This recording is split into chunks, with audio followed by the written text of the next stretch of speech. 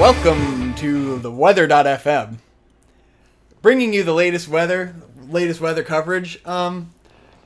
So last night we were looking at our hurricane coming in from the south. We've received word now that the hurricane has hit, the hurricane has progressed, and it has destroyed all of North Carolina. It's destroyed all of South Carolina. It's entered in a post-apocalyptic state. Everyone's living on their houses. People are starting to grow gills so that they can traverse the, post-apocalyptic landscape, the new aquatic landscape. Quite fascinating. I myself have taken to driving around in a boat, fishing out survivors and eating them. I've been cooking them alive, been burning them alive at the stake, and eating them and consuming their flesh. Well, it's quite delicious. I mean, you just have to hope that the radiation hasn't already spoiled them. True. I mean, the radiation, because there are many nuclear sites in North and South Carolina that have melted down since the hurricane. It's like Japan. They're just swimming in a fucking cesspool of nuclear toxic waste. Yep. People are turning into fish people. They're growing gills, and I am eating them and gaining their strength and becoming a god. I am the god of the new world. This has been the weather. Victor Collins signing out. That was a very Welcome to Night Vale segment that we just did. Ooh, Welcome to Night Vale. Anyone remember that? I listened to a couple episodes of that when you and Marcus were into it. It went on my too thing, long. Oh, I'm sure. It was charming, but it seemed like it was neat, but it took a lot of patience to sit there and listen to it, Well, it was a lot. It was easy for me because I did so much driving, and so I would just put it on the way to and from work. It's probably something I could get into now more than when it was popular, Right. I think just the later episodes started focusing in too much on trying to tell a character story for Cecil and his boyfriend, the beautiful scientist, and I was just like, I don't really care. So it was less about world building. Yeah, it was less about the creepy world building and more about Cecil's gay, you guys. He's a boyfriend, and I was like, yeah, I got it. We're gay positive. Yeah, the gays like us.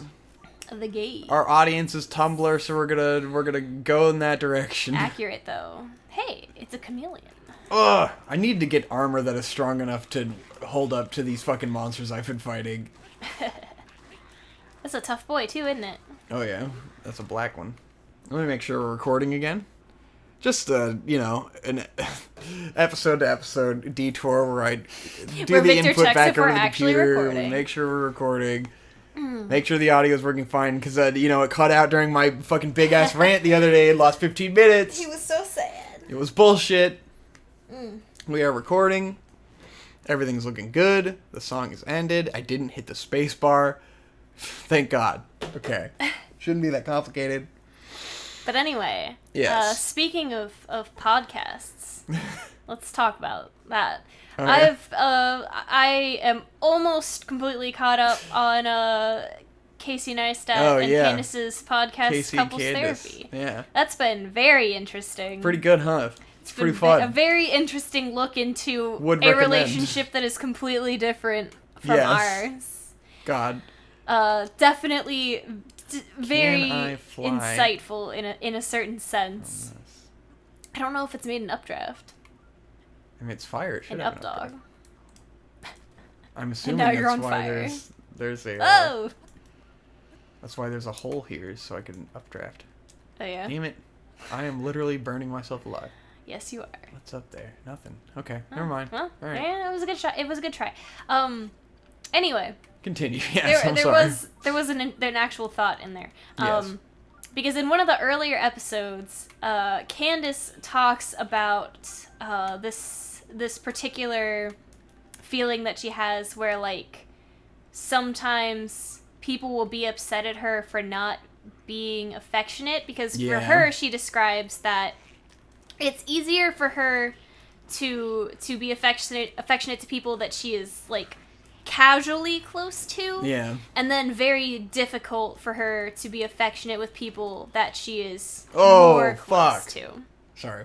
No, you're good. And I was like, yeah, I mean, that's a sentiment that I feel like I definitely deeply feel. Yeah. That's something that I can intensely I agree empathize with. Because I'm very very open and close with you. Right. And no one else. No one else in general. the world. You It's just kind of very hope that strange. people understand how much you care about them and don't really show them, you know? This is I think one of the biggest problems for me right now, because it's one of the reasons that my mom and I have been having issues. I'm pretty sure that's got to be the base. The real reason is because I am not a terribly affectionate person to begin with. Yeah. Literally the only person in the world that I am affectionate towards is Victor. Yes. And that's because I've had years of conditioning. Because I chipped away at that for a very long time. Years and years of conditioning And to I get was to the point where I can freely be affectionate. I had to be really, really strongly, overtly affectionate all the time to melt through and that. And it was a very purposeful and meticulous path to get here. Like, you put a lot of work in. Yes. And I put a lot of work into... It took a lot of work on everybody's part. Taking down that wall and showing you that it was okay to have that affection and that, like, expressing it is fun and good, you know? Yes. But then it's still weird with people you're not established with, you know? Yeah. I think that, like, my attitude towards everyone in the world, which is so weird, and I know it's gotta be really jarring for people, because I'm inconsistent with everyone. Because if I react to people with my established, like, I react along what I've established my communication with them is, you know? Where it's like, if there's someone who initially came to me in a very friendly and open way, and, like, we started out with conversations, then it's easier for me to talk to them, you know? Yeah. Because, like, my established relationship with them is that we talk to each other, and, like, I know their sense of humor, and, like, I have a grasp on them, so I can talk to them a lot. But then there'll be someone else where, like, my established connection with them is that, like, they're an authority above me. Like, I'll think about this in terms of, like, work scenarios where, like, I'll have... You know, I can be working with a friend and then a guy I don't really know, and it's like, yeah, with the friend guy that I've known for a while, I can be really open and fun and funny and have these fun discussions. But then when you introduce the other guy that I don't know very well, then I break apart with both of them, and I'm really inconsistent in, like, my attitude towards people. Is different. Yeah. I mean, that's kind of different than, like, the family communication stuff. But I'm the same way with my parents, where it's like I'm really open, or becoming more open with my dad. You know, I can talk to him a little bit more because he makes more of an effort to talk to me. Right. Whereas my mom, it's like I love her a lot, but it's hard to communicate that with her because we don't have conversations. Mm-hmm. And so and then with both of them, it's like I'll be lovey with you all the time and full of I love yous, but then with them, it's like there's no established communication of that from my entire past. You know, I'm not used to being that way with them, so I don't think to do it the same way. Yeah. So I've been trying to make more of an effort lately because they are gone now, and so it's like I wanted them to know how much I care before they left. Yeah. I think it's I don't know. I think there's just something about when there's a layer of separation, like with people who are like pretty good friends of mine. It's it's pretty easy to be like, "Oh yeah, you know, I'm really happy you're in my life and I really value our friendship," and, you know, to say these things is not that big of a deal. Like, I mean it, but it's not, I don't know, it doesn't put that, like, lump in my throat of just, like, there's just something that makes me clam up when it's, like, a family member or something like that. Like, I know that's something that really upsets my mom, because she's always like, you never tell me that you love me, and you never hug me, and all this stuff, and I'm like, I do tell you that I love you.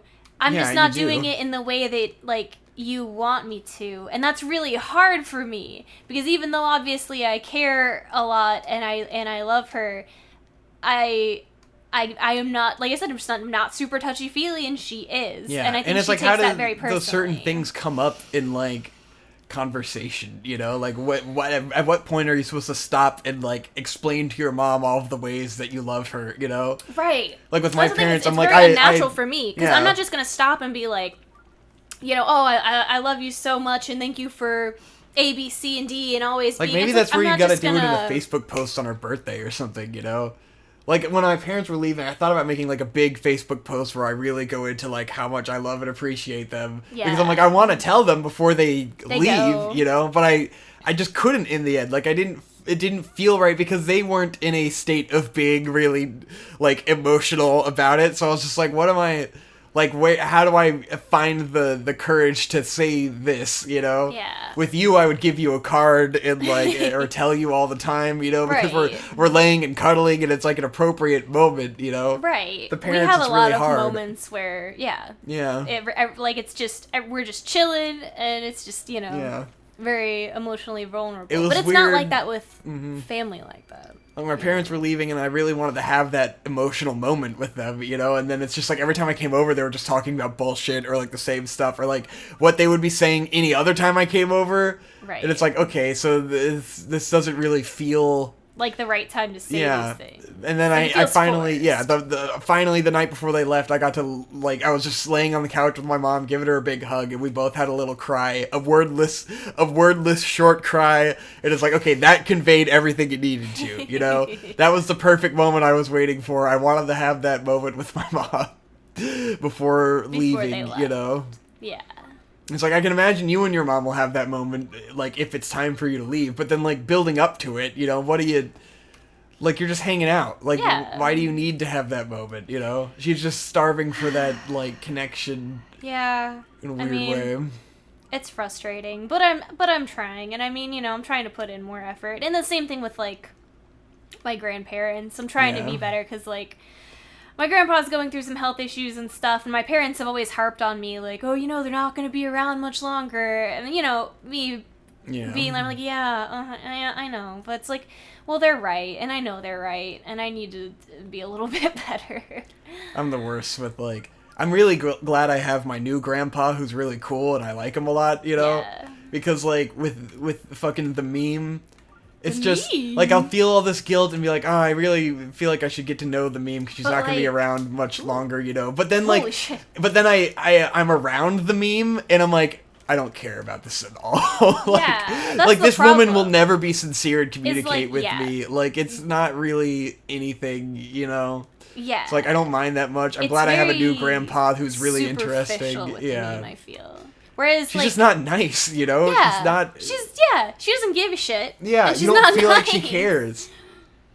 She's never really inquired about, like, our life or taken an interest in us beyond, like, really superficial greetings and stuff. It's weird. Right. The meme is strange. I agree.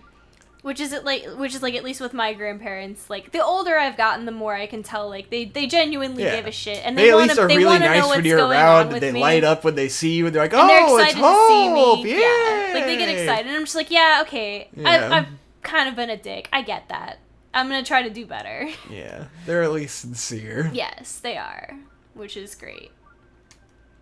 So that being said, you can always, you know, you can always try to get better. You can always try to better yourself. It's not going to be magic and overnight, but, you know. It's a natural part. That's why the pressure from your mom is so weird. But yeah, because it's like everyone goes through that arc, you know? Definitely. The older you get in your teens, the less you're annoyed with your parents and you want to get away, you know? Your parents drive me crazy. You get into your early 20s, you have to go off and do your own thing. You have to figure out what life means to you, you know?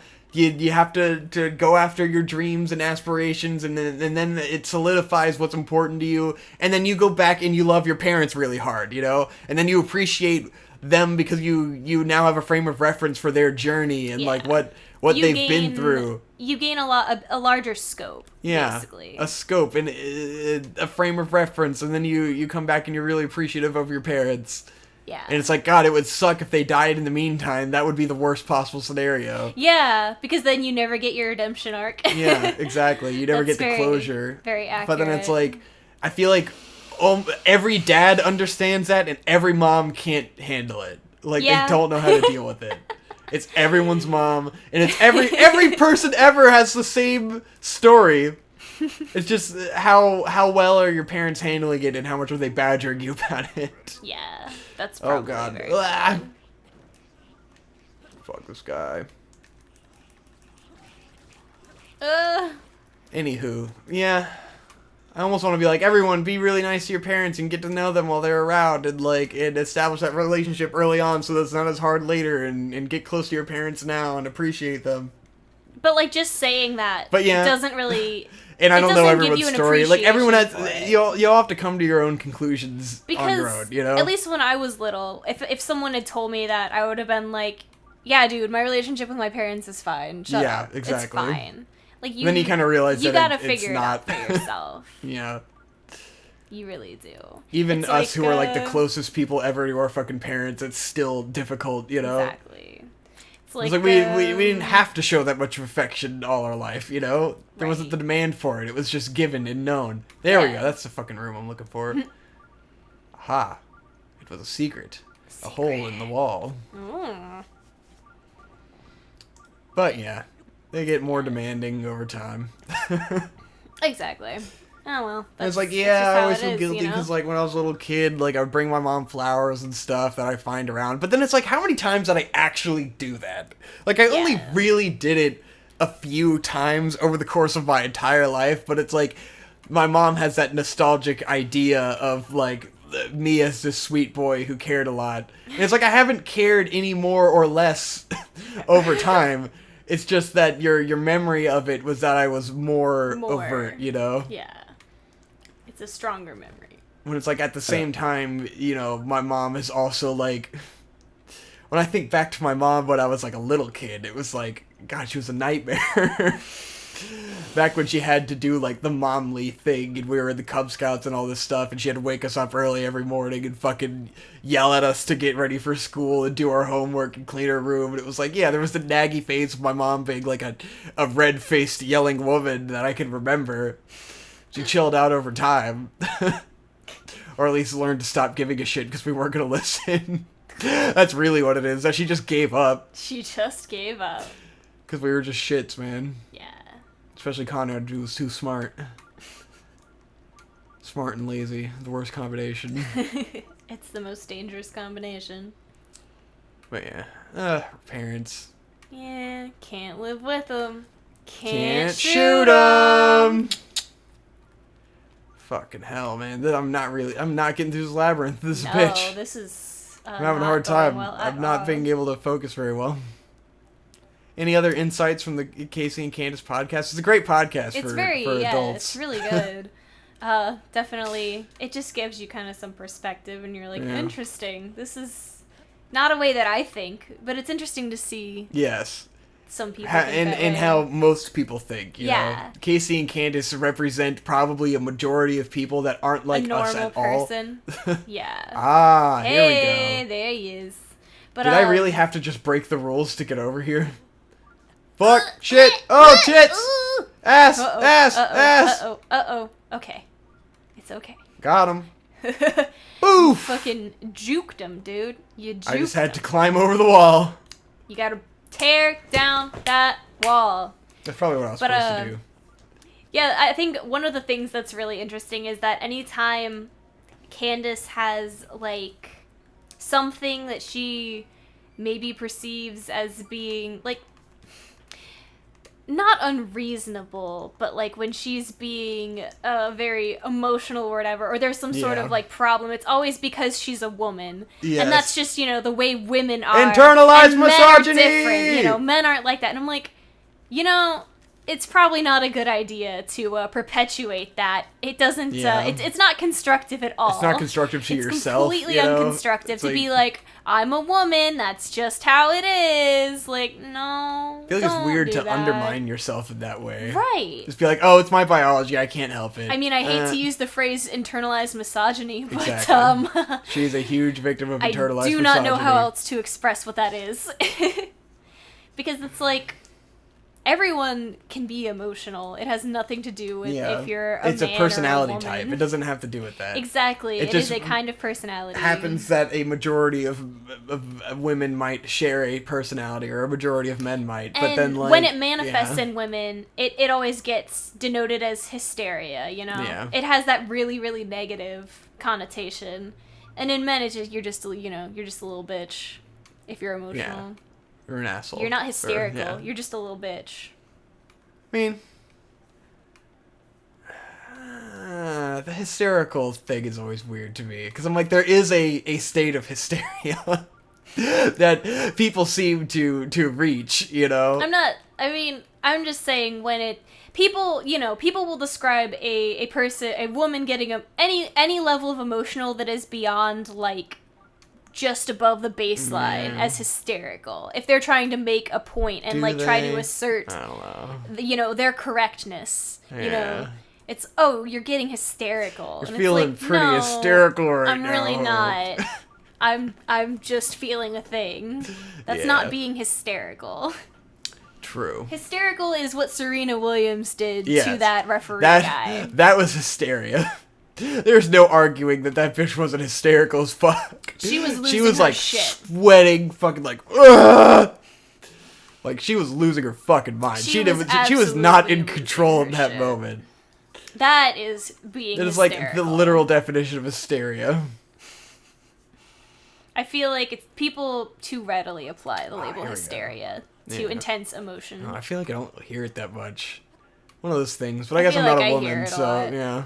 Yeah. Like, how often do I hear the term hysterical? I hear it enough. More than I would like to. I see. Well, I guess you do work with a lot of women. I do. I do. Are there redneck dudes who are just like, you're hysterical? You're hysterical! You know, it's just one historical. Of those things you hear. You're historical. Yeah, it's just one of those things you hear, you know. Oh! Speaking of all the slimes. Working. Yeah.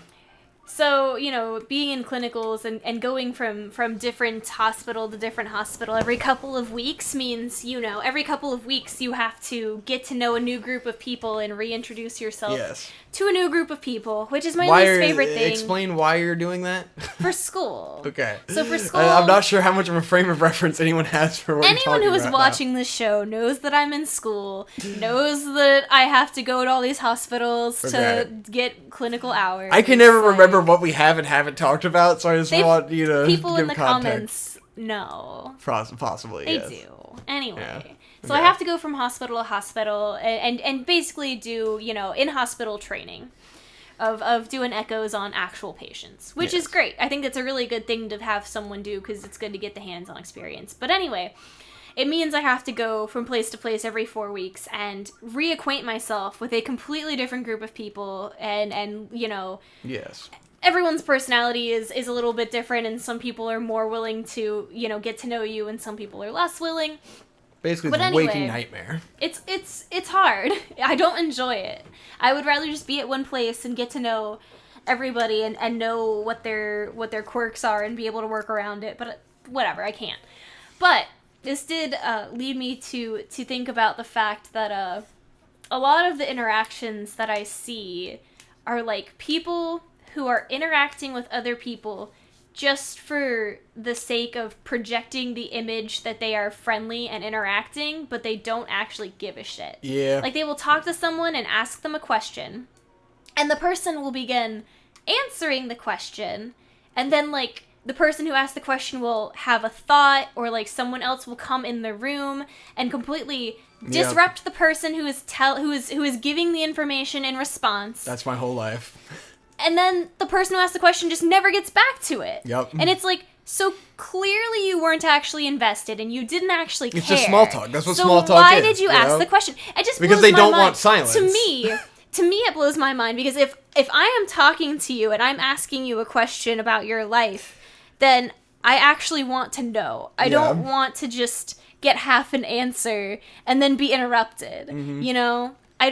That's not worth my time. This is what perplexes me about conversation always. And it seems so rude. Yeah. To ask this question and then let someone get halfway through an answer and then just cut them off and never come back to it. That's what happens to me with every working scenario. And it's crazy because, like, I will see other people go on long-winded conversations forever. They'll talk. Yes. Or someone will talk to me, talk. Ask you a question but as soon and then, as, divert. As soon as I'm talking...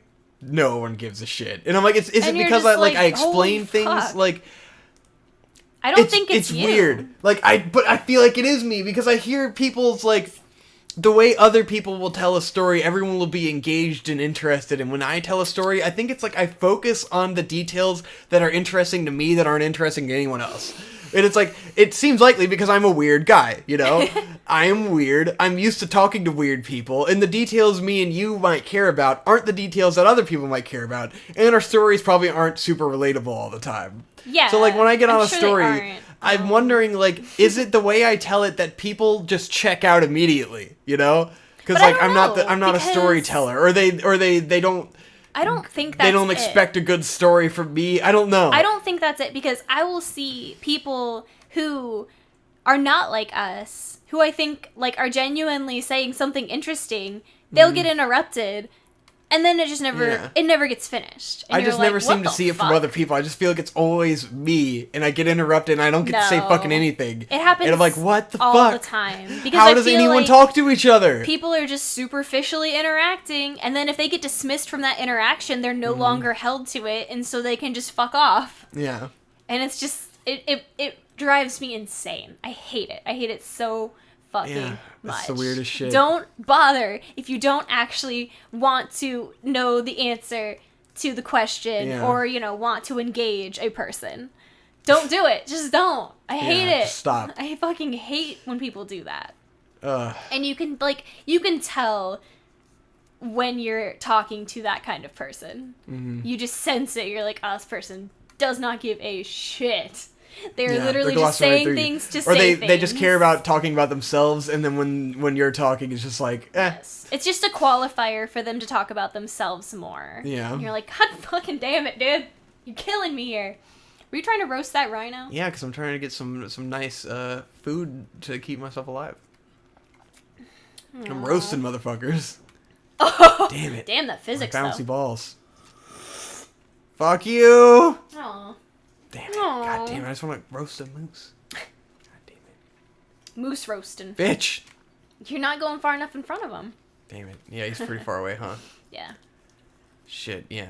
It's impossible for me to talk to anyone. It's a nightmare. Anytime I yeah. try. There's always... I have the Sucks. most distinct memory of when I was in 5th grade. And, like, I had already been super antisocial up to this point, obviously. Yeah. And then, like... I never talked to anyone in class ever. And then there was one time, I remember, trying to talk to the kid next to me in class. I was sitting next to some random kid I'd never talked to before. And it was like one of those like randomized seating kind of things. I hated that. And then like we were doing the DARE program in 5th grade. But I had already been through the DARE program in like 3 other schools because I'd moved around so much and they did it Right. at different levels. Or that they just did it every year, I'm not sure. I But would imagine it was like an annual PSA kind of yeah, thing. but like I was thinking like, oh, I've already done this because I went to a different school. So I turned to the kid next to me. You know, I've never talked to anyone in class, probably deep into the year, you know. I don't talk to anyone. Everyone else talks to each other constantly in class. Yes. Everyone throughout my entire life talks to each other constantly in class, and you go like, how do they... What It do just, they it's how- very, yeah, what that's is really this? weird. You're like, It's how the so fuck weird. do you guys know each other? And then the teachers yell at you constantly, don't talk in class, you know? But then like these people seem to get away with it. Damn, he took a He fucking took hit. it. He was like, yeah, and what? So like the one time I turned to this kid, I'm just like, I already did this before because I'm from a different school. And then he's like, yeah. And then the teacher's like, don't talk. Like I'm gonna give Hey, you you, shut detention the for fuck talking up. in class. And I'm just like, I won't talk in class anymore. Like I was so mad. I was just really pissed because it was the one effort I tried to make to talk to a kid, maybe make a friend. And then it was just like, don't talk in class. Yeah. And I was like, there I go. There it is. I just won't have any friends. This I'll just lady become a school shooter because... Single-handedly Yeah. quashed And then I never did again. any you know? desire you had to talk to people. I never that you talked didn't to another know. kid in class ever again. She is the one who did that. She sealed the last nail on Yep. that coffin. She didn't realize that she had the most antisocial kid in the world who really needed to reach out and talk to a kid in class. And yeah. then it was gone, and I was like, there you go. That's it for me. I'm done. Because anytime I try to communicate, it's a problem. Yeah. Anyone else does it, it's fine. If I'm communicating, big problem. Big foul. Stop. Make him stop. If I do anything stupid, police. Right there, immediately. Hey! Knock it out. It's like can't how do you this. spray your dog with water when it's doing something it's not supposed to, and you stop it. It's like I think there was really only one time where I went out on a limb and talked to someone who I didn't know at my school, because she had just transferred in, and this was like 7th grade. Mm-hmm. So, you know, the cliques had already formed. It was already a done deal. And she had just transferred in, so I was like, oh, well, it's pretty safe to talk to this girl because I've been here forever and I know, like, where I belong on the social ladder, but she doesn't have any Yeah. you know, any She's cliques perfect. yet. Get her before she's gone. So, like... Take her from the normals. I distinctly remember is like there was a day where I decided I was gonna talk to her. I sat next to her in class and we talked, and like I felt like we kind of hit it off and things were good.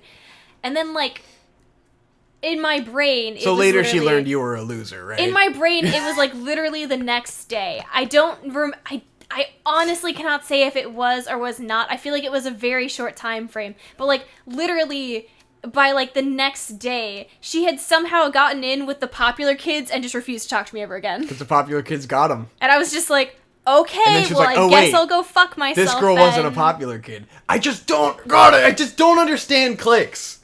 Because I was never part of one. What it's I didn't so understand weird. is like, how did they convert her in a fucking day? Yeah. You know? It's like how literally did what she you go see in stereotype from being cool shows. to talking, like, cool about talking with me to being, You saw it in you are 13 beneath Cucks. me. Remember 13 Reasons Why? Like, the same thing happened, didn't it? She I was guess the new so. girl, and then she, like, talks to one kid, and they're fine with them, and then she talks to, like, the popular guy, and now they're dating him, and then it's, like, the dynamics happen in one day. It, like, all happened in a day. And it's so weird to me, because I was always the new kid, and no one would ever talk to me. It was I just don't get it. Or I'd fuck it up really quick. You know, there were a couple times where I fucked it up really quick. Yeah. I don't know. But I remember I was just like, alright, well, I guess I'll never... That's really cute. I guess I'll never try again. Look at that now. I guess I will never talk to a new person ever again. Where's the lady to get my horse armor changed? Just what the fuck? fucking turned on me over the course of 24 hours. Dude, I remember this in kindergarten. Because, like, I didn't have any friends starting kindergarten, you know? And I remember, like, over time, like, there was a kid on the bus... And I started talking to the kid who sat next to me, like, I just randomly sat next to him one day, and I guess we talked about video games or something. I don't remember what we talked about. But, like, it was a conversation. I was like, oh, well, I think I made a friend. This guy might be my friend, you know? Right. And then, like... You got lured in. Yeah. That sense of security. This could be a friend. Wow. Who would have thought? And then, I don't remember if, like, I hadn't sat next to him again or something, or he was, like, he's sitting next to other people, and I didn't have the courage to, like, sit next to this kid again and talk to him. But I do remember, like, the kid who ended up being my best friend we lived in the cul-de-sac, and then there was a road, and then another cul-de-sac, and this kid lived in that cul-de-sac, and he was, you know, weird, short, ginger kid with a lisp. Like, that's who he was. That's and who he so... was. Like, through some means, I think, like, because his older brother, who turned out to be gay, was friends with Conrad. Doesn't matter that he was gay, but it's... But it's part of the story. It's funny. But he ended up being good friends with Conrad, and so me and his little brother started hanging out, and we were best friends. And then, like, right. I remember, like, the day after I became his friend, I remember going to class, and I remember that kid from the bus and everyone else in class shitting on me for being his friend.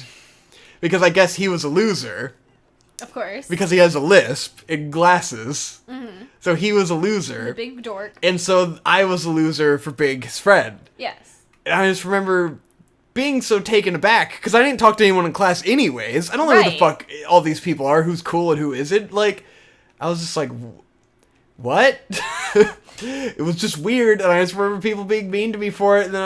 But then he was my best friend for like the whole time I lived in that house. You know, he was my best bud, and it's just like it's so weird. It is very strange. And I don't think I talked to any of the kids in my class ever again. You know, or before that, like ever. Just I never talked to anyone.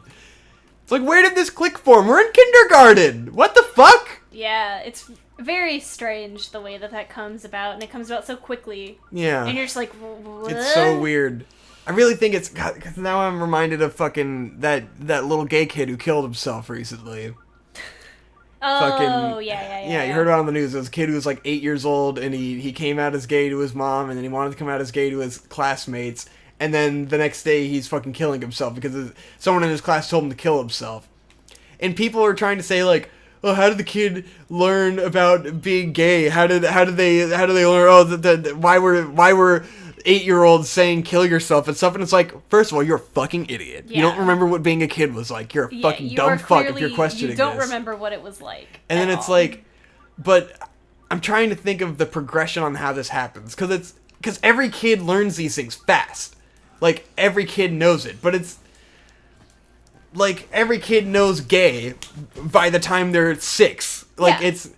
it's weird, but it's because it trickles down from the older kids, you know? Right. Like, any of the weird shit that kids in my cul-de-sac were doing, it's because there were older kids in middle school, and they took advantage of the little kids and made fun of them and called them faggots and stuff. Right. And, like, it trickled down. So they need to pass it down to somebody else.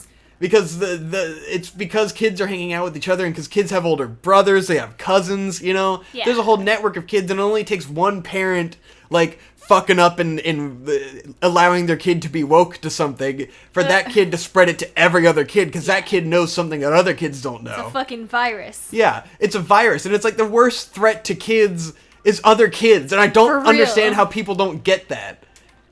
It's like, it doesn't matter. Like, this kid probably found out about being gay from his friends in class, or someone, and then realized that that's what he was. Because he was probably already feeling that, you know, naturally.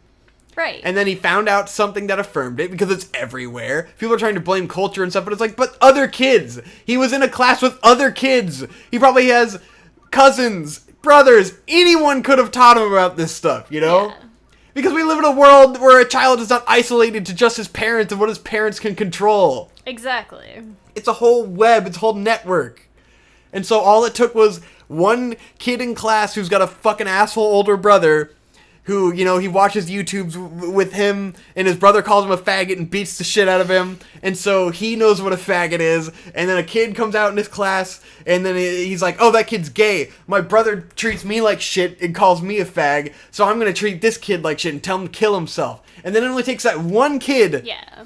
that one kid to speak up and go, you should kill yourself, for everyone in class to repeat it. Exactly. Like, they probably stood in recess. Everyone else is like, oh, Yeah. well, at least it's not me getting made fun of, so I'm gonna get on this too. They probably stood in a circle around this kid at recess and told him kill himself over and over and over again. I mean, 'cause they don't know what the fuck they're There's doing. literally fucking kids in Roblox telling other people to kill themselves. Yeah. Do you really think it's that far-fetched? Exactly. All they have to do is play Roblox! Anything! Really? Anything where there's Guys, other kids. In Roblox? Yeah. They definitely know. Like, don't be stupid. Come on. Give me a fucking break, guys. Like, don't blame the fucking kid for this. That's the worst. Like, if people are blaming the kid, fuck you. You're a piece of shit, you know? I don't see how you could possibly blame the kid in this scenario. There's people blaming the kids. There's people blaming the kid's mom. It's like, it's not their fucking She was fault, nothing but, you like, know? supportive of Yeah. him. She did She was just everything supportive of right, her and her kid. kid still killed She was a himself. good parent. It's insane. It's insane that as a parent, you can do everything right and be supportive and, like, be Yeah. a good mom. And But you can't account for the other kids in the world. The social environment that you have no control over, your child's school. Like, you cannot control the kids that are there. Yeah. You have no say over that, and that drove her kid to kill himself. Exactly. It's insane. It's fucking bullshit. Oh, it fucking sucks. It's frustrating. It's extremely... That's And it's so so sad. obvious It's so that it's, like- unbelievably sad. I remember kids in kindergarten standing around kids making fun of them. Like, Yeah. pointing at them. And I remember being a part of that at some point. In a weird way. Because you were just know? glad it wasn't you. Yeah, and because you just think something fun is happening. Like, everyone is having fun and you want to be part of the fun. Yes. I feel like I have at least one memory of being, like being part of that and then being like, why did I do that? I mean, you it's know? the Like, pack what's happening? mentality, Yeah. you know? And, like, wanting to be a part of it and everyone's having fun and you want to have fun too. But it's at someone's expense, you know, and Yeah. that kid can't help it and that kid's just fucked, you know? Yeah, I remember that it being that way. Like, I wasn't bullied that bad, but my best friend was bullied that bad, you know? Yeah. Because he had a lisp. And that kid's in the army now. That's I what happens imagine he when you probably get had a bullied. lot of anger issues growing up. I'm glad he wasn't a school shooter. We know another kid who did turn out to be a school shooter. But, like, I don't understand how parents don't see that. Like, it's crazy. Yeah. And, like, the teachers know it's happening, you know? Unless they're just really not paying any attention at recess. And it never gets better, and it's so weird. Yeah, it's something Kids that's been are just the going worst on for as fucking long people as in the world. there's been, you know, school systems. Yes. It's not new. This is And this is not. It doesn't take a genius to fucking figure it out. No. It's insane. You have idiots like fucking Dr. Phil talking about this shit. And it's just like parents who he's just the like professional. somehow don't remember what being a kid was, you know? Or somehow sugarcoating their childhood experience, or just they don't remember because they were the kid slinging shit, you know? I think that's gotta be what it is a majority of the time, is like they were the kids who were bullying the other kids, and so they don't remember. Or the kids who just like were sheep and followed along. Yeah, exactly. Like, Maybe you they weren't were the ringleader, but like empty-headed you dipshits who just went along with it. You contributed. Yeah. And so they don't remember, because that wasn't a standout point in their childhood. Exactly. They don't remember that happening. To them, they just... They shat on this kid, made him feel like shit, made him want to die, and then they went home and didn't even remember it happened. Exactly. They fucking hung out with their family and did bullshit. It meant nothing Fuck to 'em. them. Fucking pieces of shit. Yeah. Impassioned rage. That was always something that I thought was... I was aware of it when I was a kid, you know, and like, the kids that I was in school with would, you know, shit on me. Yeah. But then their parents would be, like, so proud of them and talk about what a great person they were, and I'd be like, do you fucking know what your kid says to me? They are not a good person. Yeah. Like, fuck off. Exactly. And I remember, they're like... fucking sunshine and rainbows are home because their parents are fucking assholes. Of course. Like, oh yeah, well, your kid is great around you. But do you realize what your kid says to the kids here that aren't popular? Because I don't think that's very Christian. Yeah. That was the most infuriating Fucking thing, is they would Christ. win, like, you know, a Christian of the Year award. Oh, God. And you'd be like, Insufferable cunts. fuck off. Christian of the Year. Victor! Did I ever tell you that my Christian school had a secret award ceremony? Oh, no. They would give secret awards to you wear certain robes? kids. Did you wear robes? No. Okay. But you did dress up. That's less fun. Okay, but you dressed up. So Yes. you're basically wearing robes. I mean, it was basically the Illuminati of Christianity. Jesus fucking Christ. But they would give awards to, like, oh, you know, most Christian fucking student and shit. That's like, I don't understand It's how insane. teachers don't see that as, like, singling people out. Like, you're singling fucking people out either as popular or as shitty, you know? Yeah. Like, so stupid. But, like, people who weren't part of the award ceremony weren't supposed to know about it, so they didn't feel bad. Except but, like, that means they're everybody out of the knew. loop, and so that everybody means that they fucking suck. knew about it. Yeah. So, like, eat shit. Bullshit. Secret God. awards. Get fucked. Christian school is so fucked, you guys. I know I've said that, but, like, the more I think about it, the more I'm like, damn, Sounds pretty that's awful. fucked. Nothing can get And I more mean- cliquey than, like, having kids together for years on end. The only reason I know about that is because when I was in kindergarten, I got one of those awards. Nice. And then I never got one again. Yep. I wonder why that is. Because I was the school lesbian.